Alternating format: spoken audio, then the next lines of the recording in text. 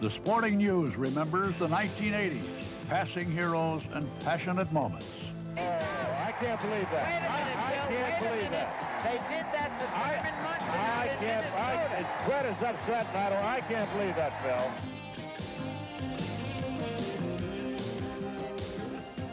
One of a kind, and one play in a million. Little roller up along first, behind the bag. It gets through Buckner. Here comes Knight, and the Mets win it.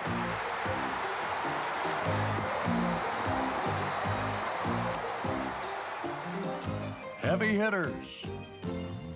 And a heart-stopping finale. Gibson swings and a fly ball to deep right field. This is going to be a home run. Unbelievable! A home run for Gibson. And the Dodgers have won the game 5-4. I don't believe what I just saw. I don't believe what I just saw. The new generation and the news that brought down a legend. Mr. Rose has accepted baseball's ultimate sanction, which is lifetime ineligibility.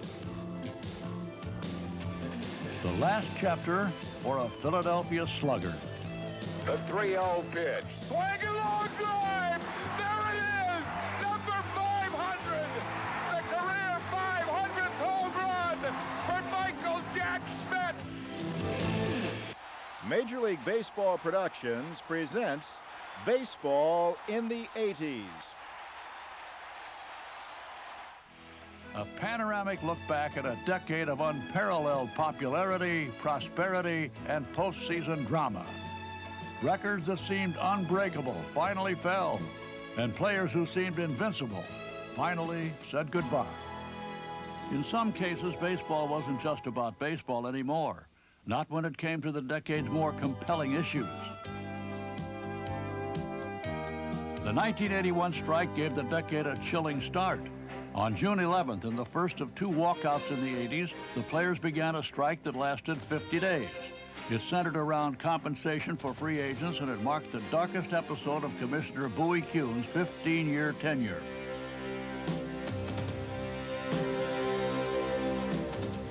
Finally, on July 31st, the deadlock broke. The players, represented by Marvin Miller, and the owners, represented by Ray Grebe, settled. With the strike over, the season would now be split into two halves, and the winners of each half would meet in a separate series to decide the division. But the format produced an odd ending for some teams. Cincinnati won the most games in the league, but didn't win either half and missed out on a title. The Reds didn't get their reward in '81, but with salaries soaring, the players were getting theirs. In 1985, 36 players earned at least $1 million a year. And by the end of the decade, the $3 million player had arrived. Fresh from his success at the 1984 Olympics, Peter Ueberroth succeeded Bowie Kuhn as commissioner, bringing to the game his celebrated marketing expertise. If baseball was being marketed as never before, it was also more popular. Attendance reached all-time highs, and by the end of the decade, 5 teams would draw more than 3 million. And yet, as players were richer than ever, the owners were accused of trying to stop the very trend they had started. In 1987, several top-ranked free agents went unwanted. Tim Raines stayed at home until his own Expos took him back. Another issue facing Ueberroth was the reported drug use among players, some of whom ended up in jail or suspended from the game. There's an awful lot of youngsters, millions out there that idolize ball players. If we can be the first sport to eliminate drugs as a problem, it will be a good example for youngsters and for society. It's a hard stand, but we have to take it. Ueberroth took a far more popular stand when he reinstated Mickey Mantle and Willie Mays. They'd been banned from working in the game because of associations with gambling casinos. While Ueberroth presided over a problematic period, His successor, Bart Giamatti, walked into a crisis, and 5 months into his tenure, he banned Pete Rose. One of the game's greatest players has engaged in a variety of acts which have stained the game, and he must now live with the consequences of those acts. By choosing not to come to a hearing before me, and by choosing not to proffer any testimony or evidence contrary to the evidence and information contained in the report of the special counsel to the commissioner, Mr. Rose has accepted baseball's ultimate sanction, which is lifetime ineligibility. The decision, agonizing for both men, had a final postscript 2 weeks later when Giamatti died of a heart attack.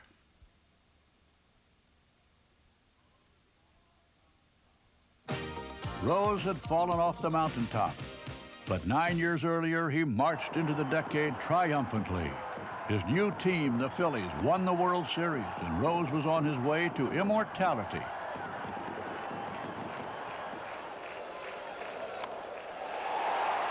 In 1981, he passed Stan Musial to become the National League's all-time hit leader, an event that brought a phone call from the White House. Tell the president I'll be waiting in a minute.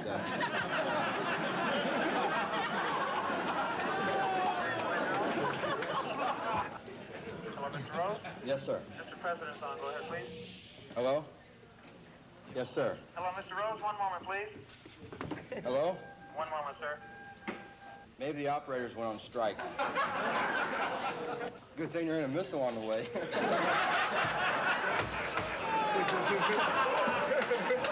Rose, one moment, please. Okay. I waited 19 years. I can wait another minute or so. I got a recording here on that. Yes. Could you hang up this phone? I'll call you right back. Okay. Yes. Who's speaking, please? Pete Rose. One moment, sir. Larry, I'll give you my home number. What's that? Just a moment, please. Hello? Hello. Pete Rose? Yes, sir. This is Ronald Reagan. How you doing? Well, I don't know. I'll tell you. I've had as much trouble getting this line, or a lot. I think I had to wait longer than you did to break the record. Well, we were going to give you 5 more minutes, and that was it. Life with the Phillies turned sweeter with another pennant in 1983. The next year, Rose moved on to the Expos and moved closer to Ty Cobb. Rose driving the ball to right field. Extra base hit. There it is. He's on his way to second. And Pete Rose takes another big step toward baseball immortality. Rose had now reached the 4,000 hit mark. Well, there it is. And the ball is being presented to Pete. Later that summer, Rose went to the Reds as player-manager. He was the old Pete all over again. Base hit. Pete Rose has a base hit. Reedus will score. The ball by Dernier. Rose is racing around second. Rose digging for third. There's that headfirst slide, and this crowd goes bananas. First time up back in the red uniform, puts it in for an RBI. Hustle is back right here at Riverfront. Rose's quest for Cobb picked up steam during that season, and next, on September 8, 1985, he tied Cobb, and 3 days later, passed him. In a worldwide television audience watching these moments tonight here at Riverfront Stadium. 2-1 pitch from Shaw into left center. There it is. Rose has eclipsed Cobb. That's number 4,192. Pete Rose landed on top of the mountain, the most prolific hitter in baseball history. And yet, there may never be a Pete Rose plaque in the Hall of Fame. Though Rose led the way, other hitters turned in outstanding accomplishments throughout the decade. Before Rod Carew ended his career in 1985, he became one of only 16 players to reach 3,000 hits, and the only one to do it this decade. There's a drive to left field, base hit. There's number 3,000 for Carew. In 1980, George Brett captivated the game with a sensational bid to become the first 400 hitter since Ted Williams. In a remarkable surge after the All-Star break, Brett hit in 30 straight games, bringing his average just above 400.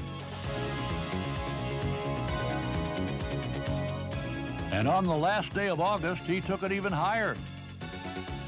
And there he goes, another base hit. Brett now hitting .407, going 2 for 3 this afternoon. It was a year where everything went right for me. The one thing I remember was how the whole country, all the baseball fans throughout the league were pulling for me. If we were in California and we were playing the Angels and the game was close, people still cheered for me when I came up to bat because they wanted to see me get a hit and enhance my chances of hitting 400. I didn't do it. I felt like I let a lot of people down, but it was a lot of fun. Brett wound up at .390, 5 hits from 400. Wade Boggs hasn't hit that high, but he dominated the decade with a .352 average and 5 batting titles. And in 1989, he extended his own record streak when he collected 200 hits for the 7th consecutive time. Standing ovation from the fans here at Fenway Park as Wade Boggs gets his 200th hit, and the Fenway faithful are showing their appreciation. Choicest numbers 2 for the batting wizard of the National League, Tony Gwynn. Since 1984, he's had more hits than any other major leaguer except Boggs. He marked the decade with 4 batting titles, 3 of them in a row. And there's another typical Tony Gwynn base hit. Whenever you hear Tony Gwynn, the first thing you hear is hitting. And I just want to be remembered as a complete ball player, that's all. He did all this himself by hard work, dedication to his game. He made himself the player he is, and all the honors that come by Tony Gwynn, he deserves them. In 1984, the hitting race in the American League boiled down to 2 teammates. Dave Winfield went into the last day of the season 2 percentage points ahead of Yankee teammate Don Mattingly. But Mattingly got 4 hits and ended up at .343. In the hole to his left and off his glove, and that's got to be a base hit. And he wins the batting crown. Nosing out Winfield by 3 percentage points.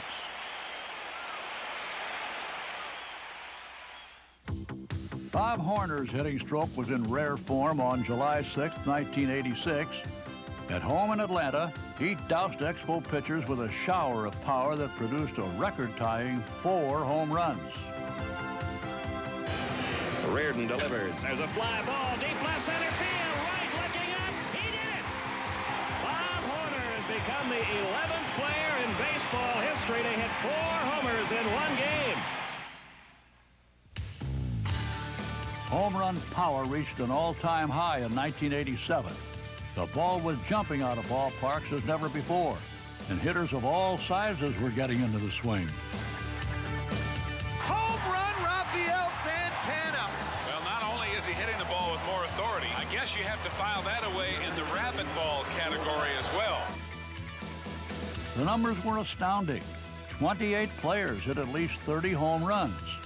The 2 top sluggers hit 49. American League Rookie of the Year, Mark McGwire, and National League Most Valuable Player, Andre Dawson.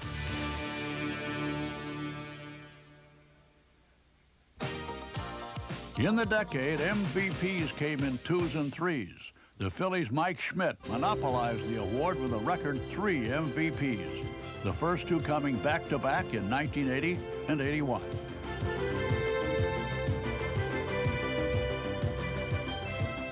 Dale Murphy followed with consecutive honors. His second in 1983 when he made the 30 home run, 30 stolen base club, and was in the midst of a streak in which he played 740 straight games. As a shortstop, Robin Yount earned the American League MVP in 1982, and 7 years later captured the honor again, this time as an outfielder.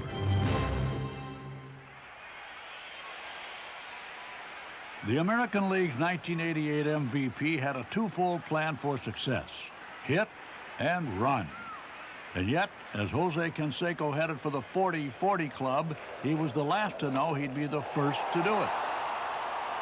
Basically, I thought if I just stay consistent and use my ability and didn't go into any slumps, that I can make the 40-40 club. What I didn't realize is that there are no members in the 40-40 club, so I sort of just laughed at that. He's leaning a little bit right now. He's running. There's the throw. Number 40. Jose Canseco, the first man ever in big league history to do it. And now he's getting a standing ovation from his teammates on the top of the dugout step.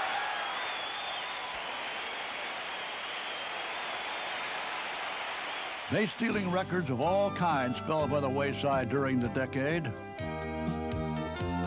The man most responsible was Rickey Henderson. Starting and ending the decade with Oakland, Henderson ran in a league all by himself, outstealing every other major leaguer and 3 times stealing 100 or more bases. His most famous steal came in Milwaukee in 1982, when he broke Lou Brock's single-season record of 118. And getting a good size lead. He's running. A pitch out. The throw to second. He is safe at second. He's stolen 119.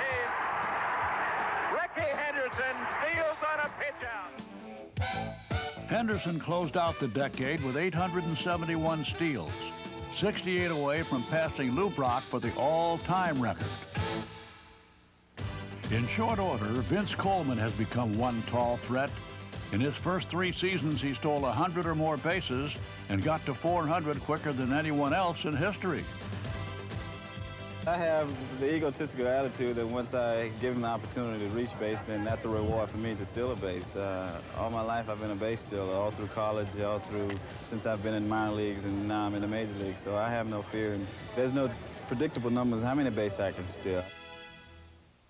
From men of steel to men of iron, few players in history have matched the longevity of Steve Garvey. With the Dodgers in 1975, Garvey began a record streak in which he played every single game.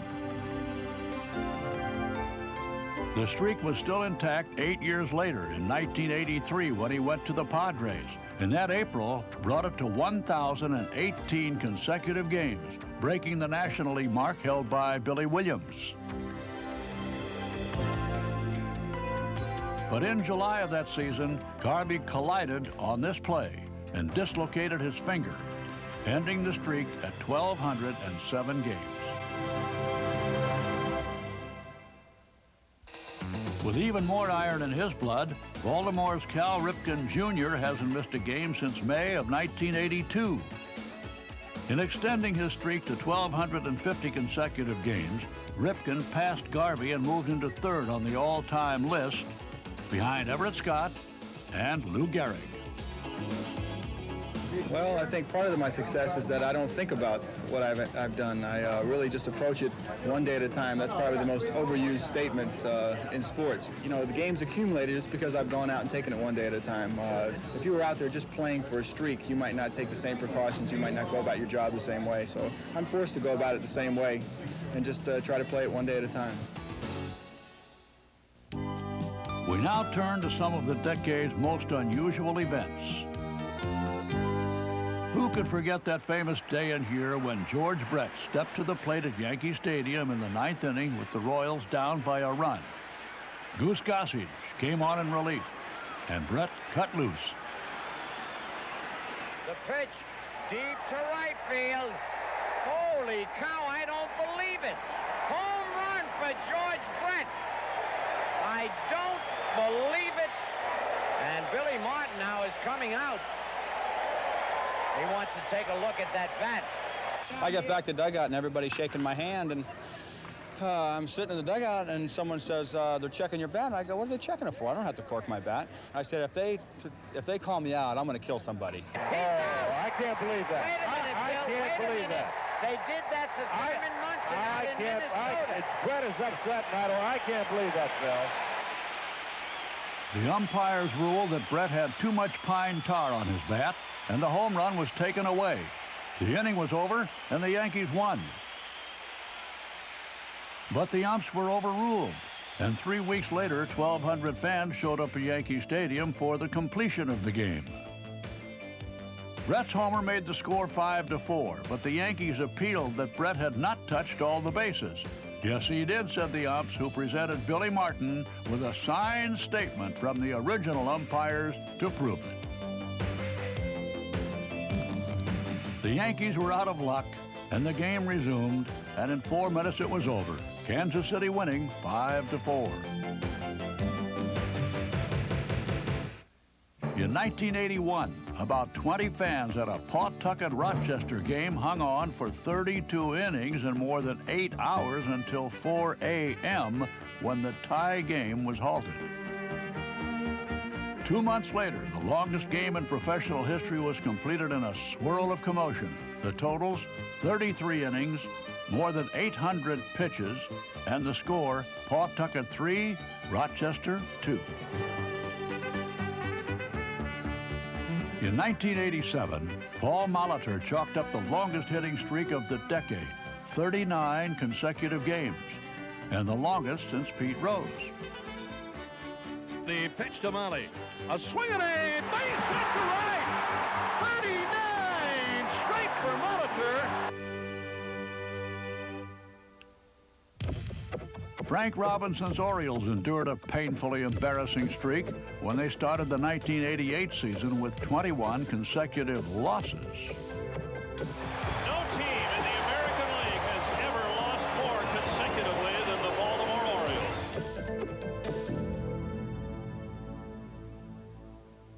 Streaking in the other direction, the 1984 Detroit Tigers opened the season with a flourish. They posted the best start in history, going 31-5, and then ran off with the division. As phenomenal as the Tigers were, so was the wave. Before the decade was out, the fad spread to every major league ballpark, until finally the tide went out. Joel Youngblood made his mark on the decade in 1982. Playing for the Mets, Youngblood singled in 2 runs. The same day he was traded to the Expos and put in the lineup that night. In his one and only time up, he singled for a day's total of 2 hits with 2 different teams in 2 different cities. Travels with Billy Martin were never dull. When he won the division with Oakland in '81, he showed up in the strangest places. A reserve seat, please. Right. Oh. And I suppose you came out here just to sit in your hands. No, okay. Armis is up, 3-1. Let's hear it. Hey, go, Tony. Come on, talk it up. Out of the way, Tony. Let's hear some chatter. Way to watch him, Tony. Come on. This guy's got nothing, Tony. Make him pitch to you. That's not an arm. Okay. That's a noodle. Okay, we'll give you a tryout. Billyball. It's a different brand of baseball. But the baseball Billy Martin loved most was Yankee baseball. Again and again. There'll be no phone calls in the dugout? What do you mean? That is not, that's not right. I'm handling the trades. That isn't the way we say it, I have the right to call you in the dugout anytime That's I not the want. way it's going to be, George. Well, you're damn right it is, and if you don't like it, you're fired. You haven't hired me yet. In 1988, after 74 years of day baseball, Wrigley Field got lights. It was an occasion to rival any other baseball event. But the game was rained out in the 4th inning, and the inaugural was delayed until the next night, August 9th. The rain stopped, and the Cubs beat the Mets in the first official night game at Wrigley Field.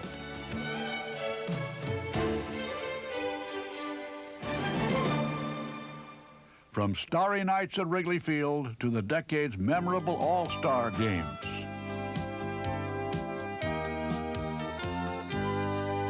On August 9th, 1981, with the strike over, Cleveland's Municipal Stadium welcomed back baseball with the All-Star game. Before a record crowd of 72,000, the biggest explosion came from Gary Carter.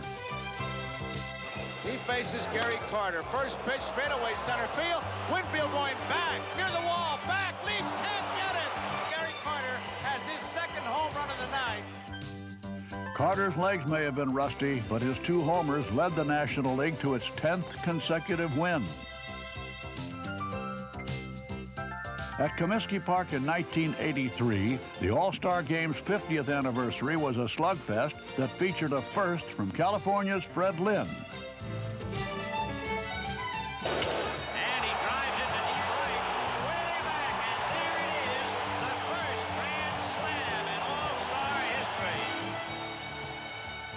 history. 13-3 winners, the American League won for the first time in 12 years. A year later at Candlestick Park, power gave way to pitching. Fernando Valenzuela combined with Dwight Gooden on a history-making feat. Valenzuela struck out 3 straight American leaguers and then passed the torch to the youngest All-Star ever, 19-year-old Gooden. Doc matched the feat, fanning 3 American leaguers of his own for a combined total of 6 consecutive strikeouts.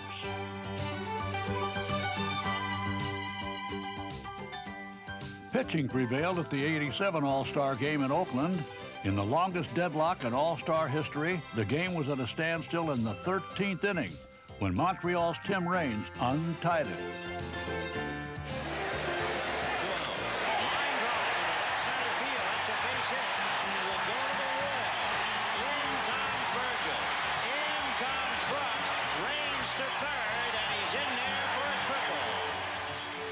And in extra innings, the National League made it 8 straight.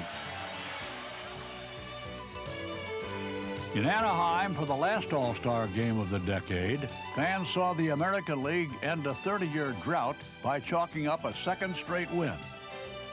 Most brilliant star of all was Bo Jackson, who knows a thing or two about baseball.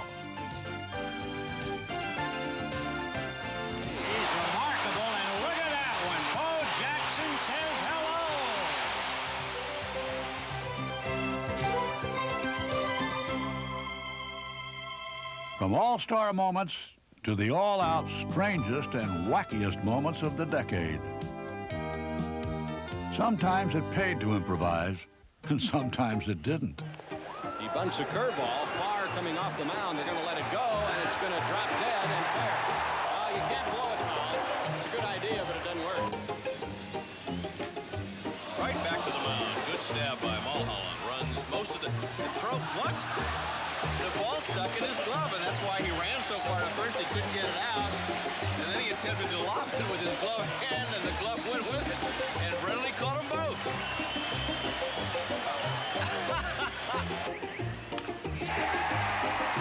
Base hit right field, but they're going to have to hold Jeltz at third. Going down, the ball gets away from O'Neill. He kicks it to Benzinger. No, I do not believe it. This is the old-timer, Tommy. The absolute old-timer. He kicked the ball to Todd Benzinger. Another breaking ball, skied to left.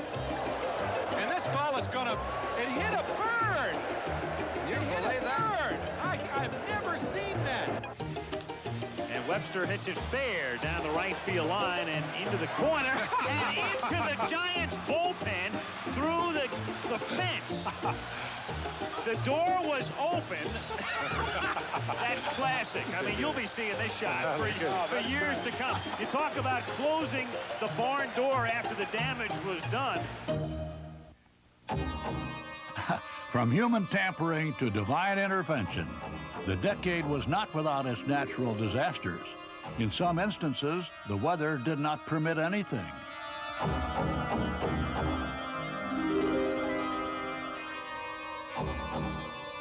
we've got a flood. Center field, we've got a geyser. Or as they said in the movie Bull Durham, we got ourselves a natural disaster. Wow. It's like a mini tornado out there. Well, you never know what you're going to see. No one saw anything at Toronto's Exhibition Stadium when the fog rolled in one afternoon. And it might be an inside-the-park home run. It will be. Well, it's turned into a fiasco now. One rain delay in Boston brought out an impromptu impersonation from Rick Dempsey.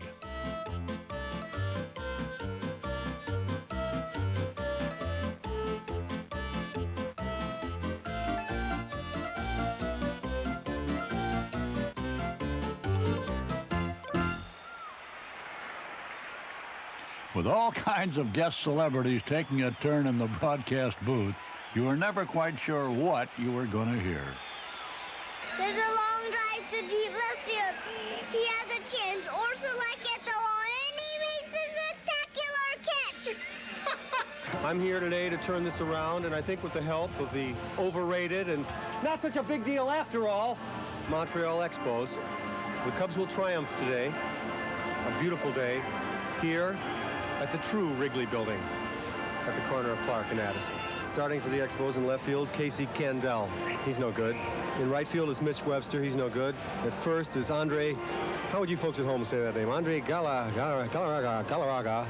You must feel at home the team is the Reds here. Every team in Soviet Union is Reds. Leningrad Reds, Moscow Reds, Kiev Reds, all same team. It's nice, man, just came home, you know, in Soviet Union, you can't steal home, you occupy home. You occupy home. Very much agree. You don't own it, right? No, never. Everyone owns home. That's right. And you occupy and a different the umpires, you never say, you know, safe out. What do you say? No one is safe. No right? one's safe. No, as long as they have weapons, you know, that's they're true. safe. You need a visa to be out, right? Very much, yes. You must negotiate for that out. You know, to get out, you can't. You're not out. You must get out. Get out. Oh! Yes! Jesus!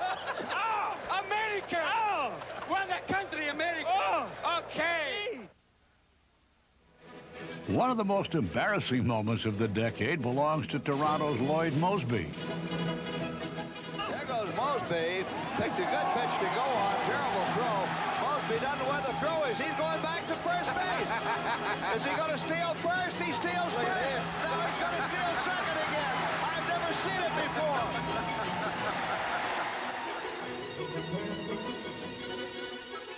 We now leave the artless base runner for the sublime art of pitching.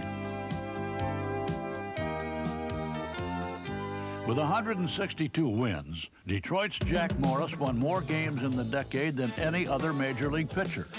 And in 1984, in between two 20-win seasons, Morris no-hit the White Sox. Got him swinging, and he has his no-hitter. It was the first no-hitter by a Tiger in 26 years. Consistency was also the mark of Fernando Valenzuela. Coming up with the Dodgers in 1981, he had style and substance and immediate success. He became the first to win Rookie of the Year and the Cy Young Award the same season.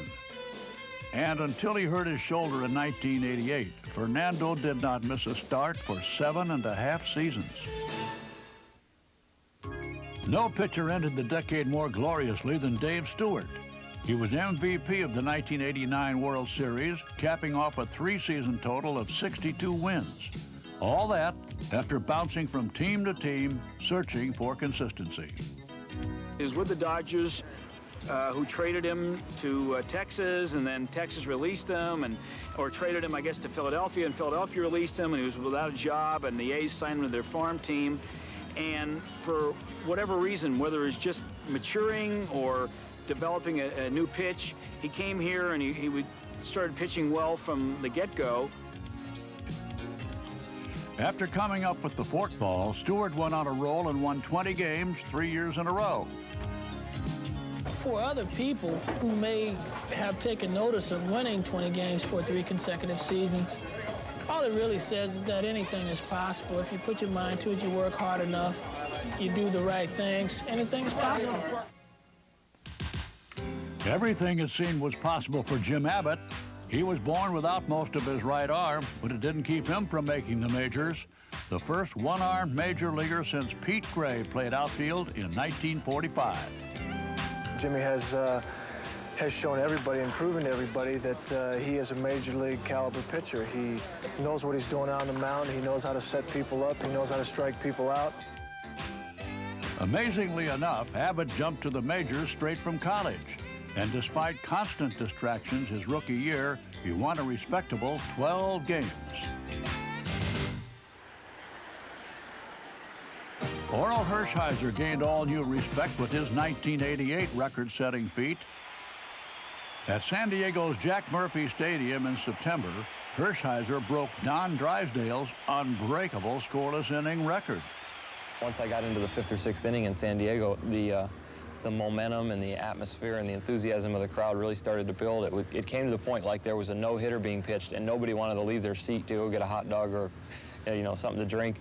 And so I just wanted to get to that point in the game. I thought that would be really exciting.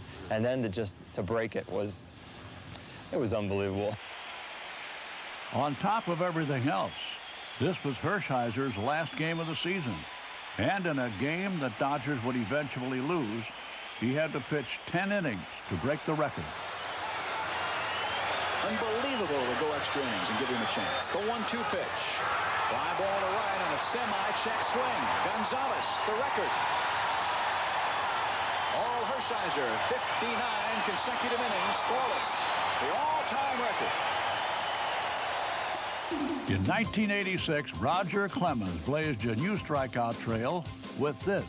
The crowd again on its feet at Fenway Park in Boston as Roger Clemens checks in with Goodman and reads the sign. Here's the right-hander's windup. Here's the pitch. Strike three! Roger Clemens has broken the Major League record for strikeouts in one game. He has struck out 20.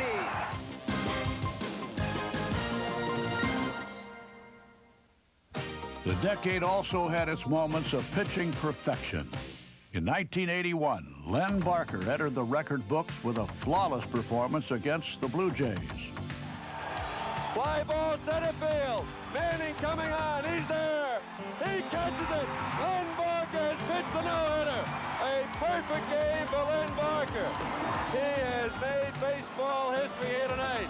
Well, I had good control of everything. So I was throwing mainly fastballs and curveballs, and threw a lot of curveballs. And after a while, they were swinging at everything. Mike Witt was perfect on the last day of the 1984 season. Bouncing ball to second. He's got to do it. A perfect game for Mike Witt. Mike Witt pitches a perfect game for California. 4 years later, in 1988, Cincinnati's Tom Browning punctuated a brilliant season with this gem against the Dodgers. He is ready for the 2-2 to Woodson, and here it comes. And it is swung out and missed. And Tom Browning has pitched a perfect game. 27 outs in a row, and he is being mobbed by his teammates on this Friday night, September the 16th, 1988. Mike Scott had a date with history in 1986 when he clinched the Astros division flag with a no-hitter. Swing and a bouncer. This could be it. Davis runs to the bag. Game is over. No-hitter. Astros win the championship. What a way to do it. That year, Joe Cowley escaped a world of trouble to make history. Ground ball to short. Could be two. Cowley has a no-hitter. Joe Cowley has pitched a no-hitter. It wasn't exactly smooth going. Cowley walked 7 and gave up a run. No pitcher had tougher luck than Dave Stieb. In 1988, twice in a row, he came within one strike of a no-hitter. A swing and a bouncer to second. Big hop over the head of Lee into right center. It took a bad hop. It went over Mattingly's head into right center for a base hit. 6 days later, he lost it on a bloop single. If that wasn't hard enough to take, Steve missed out again in 1989. This time he retired 26 Yankees in a row before getting burned by Roberto Kelly. 1 out from a perfect game. Holy cow, he broke it up with 2 outs, and he's going for second. He's going to make it. I don't believe it. Unbelievable. Now, shades of glory for the new 300-game winners. Tom Seaver made his mark with the Mets, winning 3 Cy Young Awards. In 1985, he came to Yankee Stadium to notch his 300th win. Long gone from the Mets, but a New York hero still. And it's a high fly ball. It should be playable. Nichols is moving over. Nichols is there. The ball game is over. Seaver has won 300. He has become the 17th man in the history of baseball to win 300 games. In 1986, 21 years and 6 teams after Don Sutton broke in with the Dodgers, he won number 300. He's one strike away from 300 victories. He went around and it's over.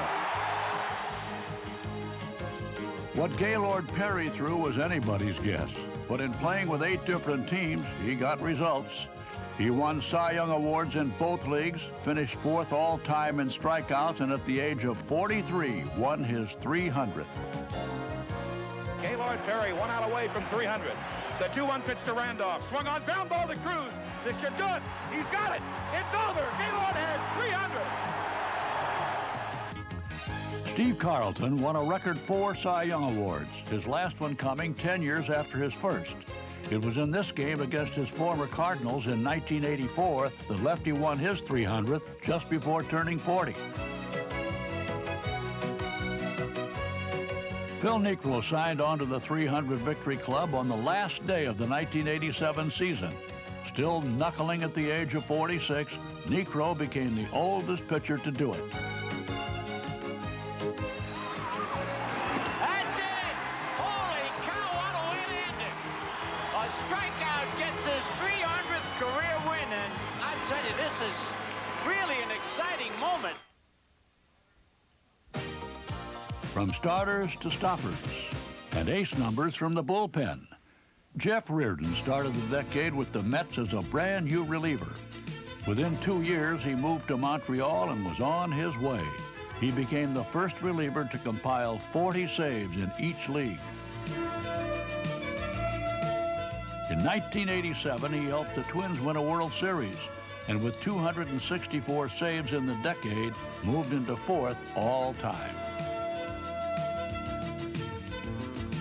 Dave Righetti wheeled into the Yankee bullpen with choice results, 25 or more saves 6 straight times, and in 1986, an all-time record 46. Popped up into shallow center. Righetti should get the record. Randolph has got it, and the game is over. The Yankees have won. All of the Yankees coming out of the dugout, congratulating Dave Righetti on his 46th save as he sets a new saves record. Life before the bullpen was sweetest in 1983 when Righetti set off July 4th fireworks. 40,000 plus people standing and roaring, and Righetti trying to get by. And he gets it! A no-hitter! A no-hitter! A no-hitter for Dave Righetti! How about that? He got the no-hitter!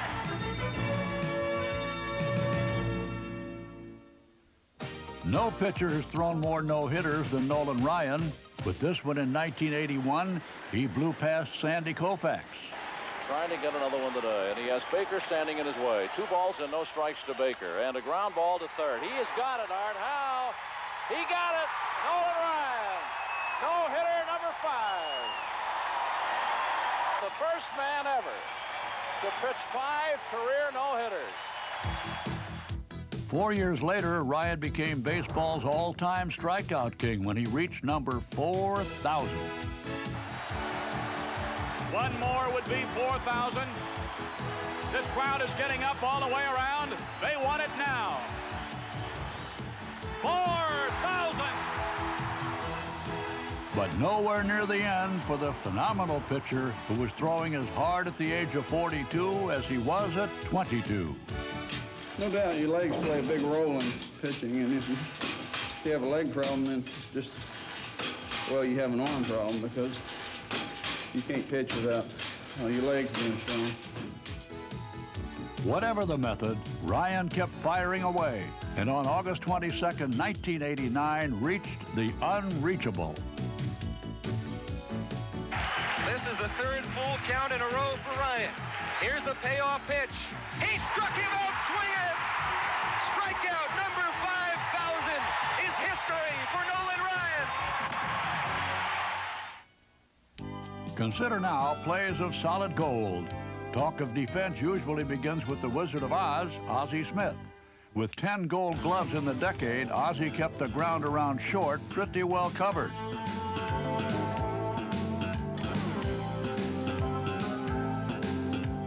Starting in the land of Oz, we present outstanding plays of the 80s.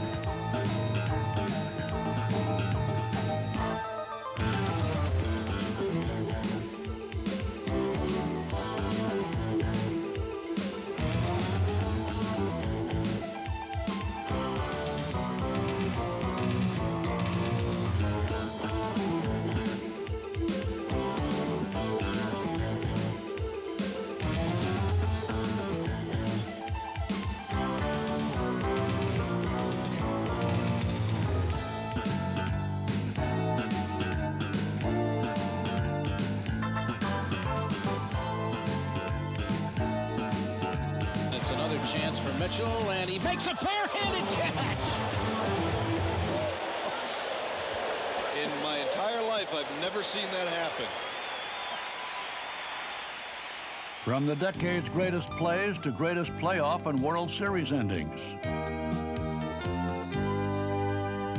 In a decade of unparalleled opportunity, more teams than ever won their divisions. Where the 1970s produced 14 different division winners, the 80s had 21. Getting their first taste of the playoffs in 1980, the Houston Astros squared off against the Phillies in one of baseball's most dramatic playoffs. 4 of the 5 games were decided in extra innings. The turning point for the Phillies came in the 10th inning of Game 4 when Pete Rose barreled into Bruce Bochy with the game-winning run. Third. He's going to keep right on going. Here's the play at the plate. He scores! He knocks Bochy over. The decisive Game 5 was a seesaw battle that ended when Gary Maddox delivered a 10th inning hit to win it. And the Phillies were pennant winners for the first time in 30 years. Phillies win the pennant! The Phillies have won the pennant! Carrying their momentum into the World Series against the Kansas City Royals, the Phillies couldn't be beaten.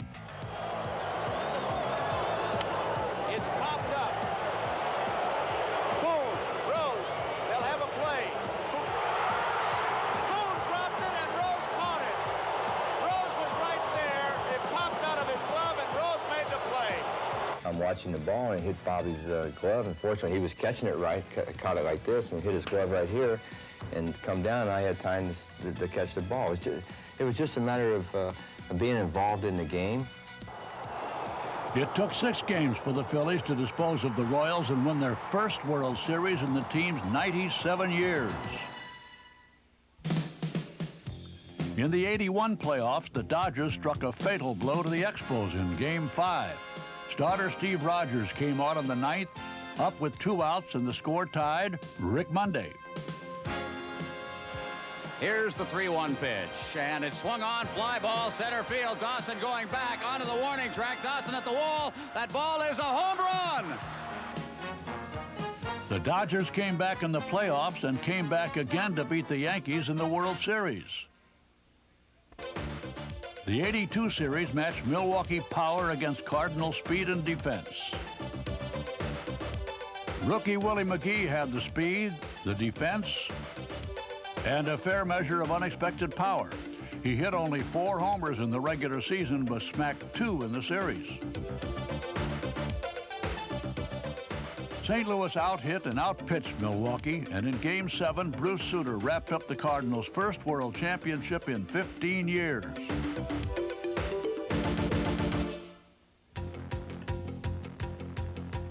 In 1984, the Cubs made the most of their first postseason series in 4 decades.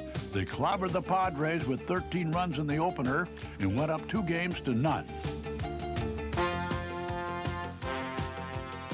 San Diego came back with a win, but the series took a sudden about-face in Game 4 with a bottom-of-the-9th blast from Steve Garvey. Deep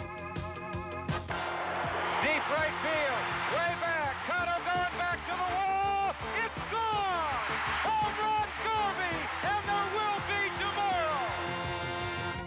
Garvey's homer turned the playoffs around as the Padres went on to win their first pennant and take on the Detroit Tigers in the World Series.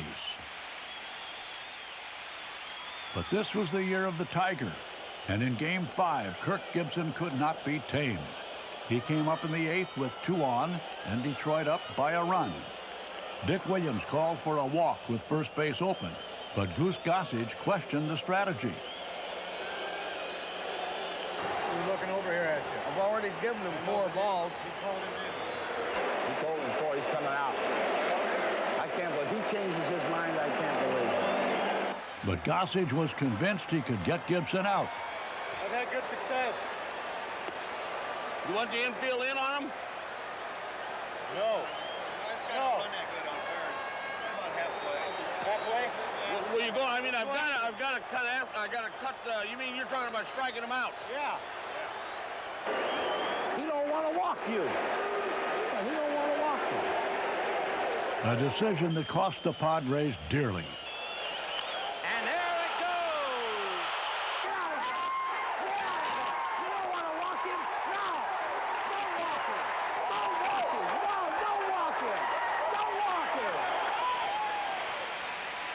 And so ended the Tigers' championship season. In 1985, playoff hero Ozzie Smith created a tumult in St. Louis. In Game 5, the Dodgers and Cardinals were tied in the last of the 9th until Tom Niedenfuer got a jolt from Schmidt, who rarely hit home runs and had never hit one left-handed. Smith corks one into right down the line. It may go. Go crazy, folks. Go crazy. It's a home run, and the Cardinals have won the game by the score of 3-2 on a home run by the Wizard. Go crazy. Ozzie's home run sent the playoff series to Los Angeles for Game 6. There, the Cardinals rocked reliever Tom Niedenfuer with another 9th-inning blow. Jack Clark up with 2 on and 2 out, and one last chance for the Cards. Niedenfuer ready, the pitch. A drive to left field, and Jack Clark has hit a 3-run homer. And the Cardinals sailed into the World Series against the Kansas City Royals. It was an all-Missouri World Series, and it was full of controversy in Game 6. In the bottom of the 9th, St. Louis was up 1-0 when Royals manager Dick Hauser sent a pinch hitter, George Orton. Little squibber to the right side. Worrell races over to cover. The throw doesn't get him. To the outrage of the Cardinals, umpire Don Denkinger called Orta safe, and the Royals were still alive. Moments later, Dane Orge came off the bench with the bases loaded and brought down the house. And that's a looper hitting the right field for a base hit. They're quickly on score. Here comes Sunburn. Here's the throw. He scores. We go to a 7. A miracle finish for the Royals. They won Game 7 and were world champs for the first time. In 1986, there was nothing but drama. The Mets and Astros capped their playoff series with a 16-inning thriller in Houston. The Astros took a 3-0 lead into the 9th when the Mets rallied to tie it. In the 14th, New York took the lead, but lost it moments later. Payoff delivery at a high fly, deep to left, down the line. It may go foul, waiting. It hits the screen. Tie ball game, home run. On and on it went. In the 16th inning, the Mets scored 3 runs. The Astros came back with 2 in their half of the inning, but finally ran out of steam. Swing and a miss. Struck him out. The Mets have won it. They're in the World Series. A rival drama was being played out in Anaheim, where the Angels went into the 9th up 5-2, and the pennant all but theirs. The Red Sox cut the lead to 1. Donnie Moore came on with 2 outs and 2 on, and Dave Henderson up. The count went to 2-2, and then 1 strike away from elimination. Pitch. There's a fly ball to left field. Downing is going back. It's gone.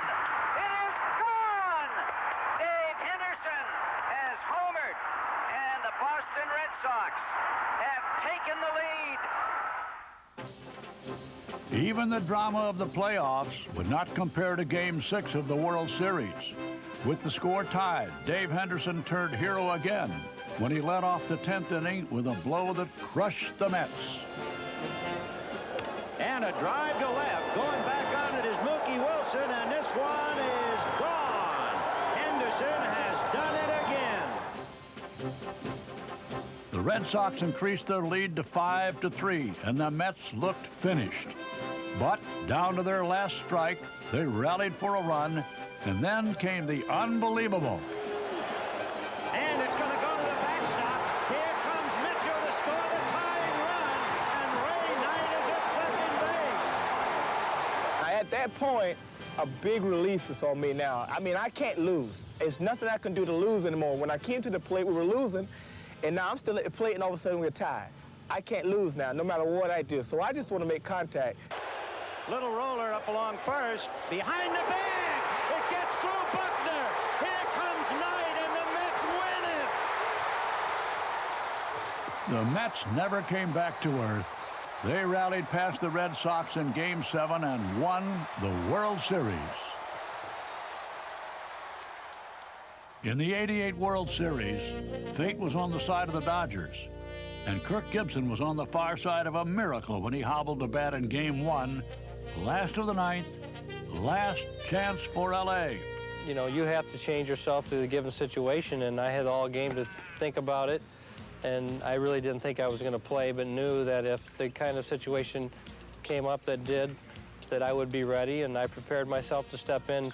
So, I mean, I was locked in, and everything that I had programmed myself for seemed to be falling in place, and I was very confident that and I could see myself doing the job. High fly ball into right field. She is gone. Gibson's home run lifted the Dodgers to a most improbable win and set the tone for the next 4 games as LA went from underdog to champion. Gibson shocked the Oakland A's, and the red-hot Oral Hershiser took the life out of their celebrated offense, beating them twice. Got it. They've done it like the 1969 Mets. It's the impossible dream revisited. In the '89 playoffs, the Giants' Will Clark was a haunting sight to the Cubs. In Game 1, he killed them with clout, a grand slam homer. Then in the decisive Game 5, he shortened his stroke and unlocked a 1-1 8th-inning tie. Line drive, base hit. In comes one. In comes Buckner. Going to third is Thompson. 3-1, San Francisco. Moments later, the Giants won the pennant. The 1989 Oakland A's had a surefire method for beating the Blue Jays: let Ricky run. In the 5 games, Ricky Henderson stole a record 8 bases, scored 8 runs, and beat the Blue Jays with power. Mosby going back, looking up, out of here and into the black seats. About a 430-foot shot to dead center field. And the A's rolled on to meet the Giants in the much ballyhooed Bay Area World Series. The Bay Bridge divided San Francisco and Oakland and came to symbolize the World Series, which was full of great expectation. But the A's were full of power and pitching, and Dave Stewart was invincible, beating the Giants twice. And in redeeming their '88 performance against the Dodgers, the A's swept the Giants. But as it turned out, baseball played only a part in the World Series. Just before the start of Game 3, Candlestick Park was getting a pregame workout. Having replaced his longtime friend Bart Giamatti, Fay Vincent was in the midst of his first World Series as commissioner. Then it happened. At 5:04, the earthquake struck, and everything turned upside down. We're down. Everything's down. Relax. We're down. I can't believe that. We're knocked off the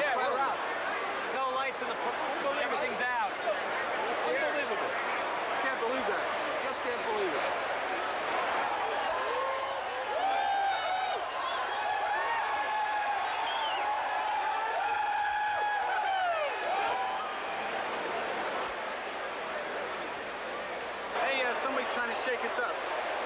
All right, Lord, I heard you.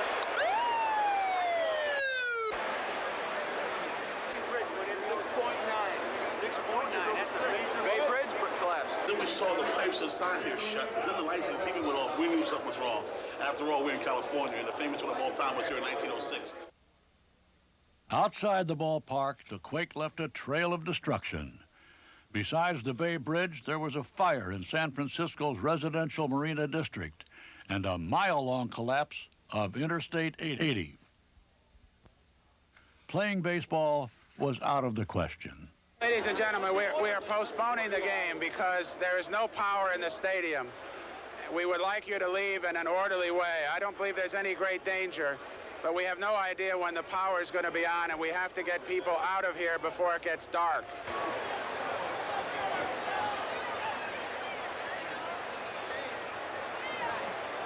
Oh, that was about the big shake. The cement floor about the went big up shake and of down. the quake. Yeah, the cement floor went, the lights went. Lights swayed.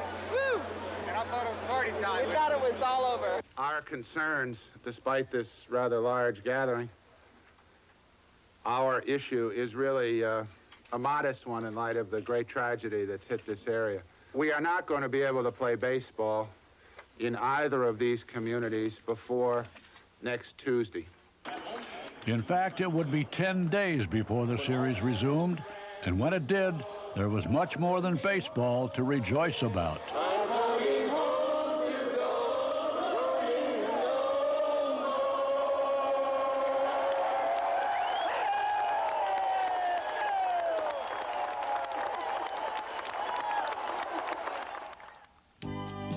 Now, a salute to the Sporting News Player of the Decade.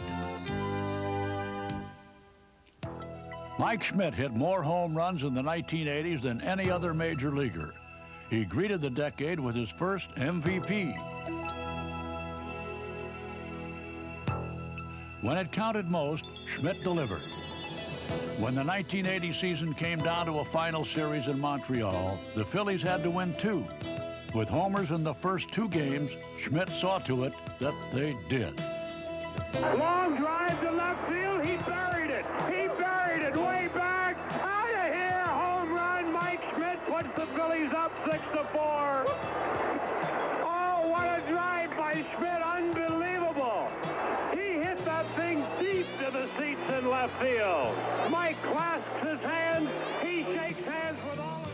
The Phillies carried their momentum through the playoffs, and in beating the Kansas City Royals for the World Championship, got an MVP performance from Schmidt. I just did a lot of little things. I was involved in everything. Starting a rally, finishing a rally off, scoring a winning run, making a good play, hitting in every game safely. There was some question as to whether or not I had the best World Series, but I was given the prize of MVP. That was a great honor. The next season, Schmidt was at his best. Despite a strike-shortened 102 games, he collected 31 homers and 91 RBIs and won his second straight MVP. But if his bat was invaluable, his glove was equally priceless. Earning 6 Gold Gloves in the decade, Schmidt brought his career total to 10, an achievement unmatched by any other National League third baseman. If there was any fun on the field, for me, it was the great play defensively, making the great play and talking about it the next day. And the home run to me was always all right, let's get around the bases and get back in the dugout. We don't want to show anybody up. But making a great play, at least, you know, even times I could sense that the other dugout was, you know, was going, that was a good one. In 1985, Schmidt struggled in the first half, and for the first time in 7 years, he did not make the All-Star team. But one at-bat against the Mets cured the slump. Dwight Gooden was the pitcher. I told myself that I'm going to take my bat, hold it high in the strike zone, and I'm going to swing down. I'm going to actually try to hit the ball on the ground in front of home plate. And he threw me a fastball out over the plate, and I went boom like that and tried to just pow, bring it back down on the ground, and I hit it off the scoreboard in right center. Now that swing was good enough for me. I stayed with that approach and changed from a low fastball hitter to a high fastball hitter in one at-bat. I took that second half, that approach to hitting, right on into the 1986 season and won my third MVP award. And, as always, the home runs kept on coming. With 37 that season, Schmidt was drawing even closer to 500, a milestone reached by only 13 others. It finally came on April 18th, 1987, in Pittsburgh. And it was much more than anyone expected, as it brought the Phillies a ninth-inning victory. I couldn't think of a better script for this thing, but darn it, if that isn't the worst thing that can happen to you as a baseball player when everything is just right. Those moments come so few and far between. The 3-0 pitch. Swing and long drive. There it is. Number 500. The career 500th home run for Michael Jack Schmidt. I knew as soon as I hit it, it was a home run. And that allowed me to react emotionally. I didn't plan that. It was not choreographed. But I was so happy because the hit created the possibility of being a game winner, a 3-run game-winning home run in the 9th inning. Though Schmidt brought his home run total to 548, he was slowing up. At the age of 39, there was no quick cure this time and no other choice for a Hall of Famer who did not want to play part-time. I had a couple of plays defensively that helped to trigger this thing. I wasn't doing too well offensively. Our team was losing. They had to play me because I was me, but I wasn't performing well. But they had to play me because I was me, and I was hitting 549 and 550 and da-da-da-da-da, and that was a big focus on our team. And I just decided to relieve that burden of trying to be Mike Schmidt. I feel like I could easily ask the Phillies to make me a part-time player and hang around for a couple of years to add to my statistical totals. However, my respect for the game, my teammates, and the fans won't allow me to do that. For these reasons, I've decided to retire as an active player. Michael Jack Schmidt, the greatest home run hitting third baseman of all time. While a great player made his exit, a host of bright young stars made their rise in the decade. Ken Griffey Jr. joined his father in the major league ranks as he took his place alongside other stars of the 80s. Eric Davis, Brett Saberhagen, Kirby Puckett, Tim Raines, Dwight Gooden, and George Bell. But as the decade brought new stars, it parted company with the heroes just past. Thanks for the memories, fellas. This is Jack Brickhouse. McCovey with a double and a run batted in. Here's Stargell at 262. Hits a drive into right center field. It is extremely deep, and you may have some chicken on a hill with Will. I might not have had the greatest ability in the world, but I got the most out of it. There it is. Cruz going back, and it's gone. And Gaylord Perry becomes the 15th man in baseball history to win 300 games. Home run, Joe Morgan. And the Giants lead the Dodgers 5-2. Money games, nothing new to Jim Palmer. In Game 2 of the '66 series, he appeared in his first big money game and shut out the Dodgers as a 20-year-old right-hander. Steve Garvey in the 9th inning.